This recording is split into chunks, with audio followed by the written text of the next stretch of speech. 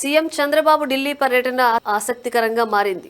ప్రభుత్వ వ్యవహారాలతో పాటుగా రాజకీయ కీలక అంశాలపైన కేంద్రంలోని ముఖ్యులతో చర్చించనున్నారు. త్వరలో కేంద్ర కేబినెట్ విస్తరణ దిశగా చర్చలు జరుగుతున్నాయి. ఈ క్రమంలో కేంద్ర హోంశాఖ మంత్రి అమిత్ షాతో చంద్రబాబు భేటీ అయ్యారు.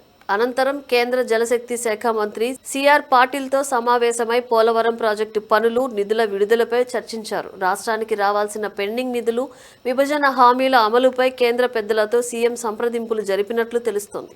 అదేవిధంగా మధ్యాహ్నం 3 గంటలకు ప్రపంచ బ్యాంకు ప్రతినిధులు ముఖ్యమంత్రితో సమావేశమయ్యారు.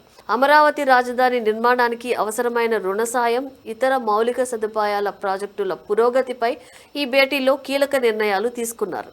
హోటల్ తాజ్ ప్యాలెస్ లో జరిగే భారత పరిశ్రమల సమాఖ్య సిఐఐ బిజినెస్ సమిట్ కు ముఖ్యమంత్రి హాజరయ్యారు. ఏపీకి పెట్టుబడులను ఆకర్షించడమే లక్ష్యంగా పారిశ్రామికవేత్తలతో ఆయన మాట్లాడారు. అనంతరం ప్రధాని ఆర్థిక సలహా మండలి చైర్మన్ ఎస్ మహేంద్ర దేవ్ సహా నీతి ఆయోగ్ సభ్యులతో సమావేశమై రాష్ట్ర ఆర్థిక పరిస్థితి, అభివృద్ధి ప్రణాళికలపై చర్చించారు. రాత్రికి ఢిల్లీలోనే బస చేయనున్న చంద్రబాబు మరుసటి రోజు కూడా మరికొంతమంది కేంద్ర మంత్రులు, ప్రముఖులతో భేటీ అయ్యే అవకాశం ఉందని అధికార వర్గాలు వెల్లడించాయి. అయితే ఈ పర్యటనలో రాజకీయ అంశాలపైన జరిగే చర్చల్లో కీలక నిర్ణయాలు ఉండే అవకాశం ఉందని తెలుస్తోంది.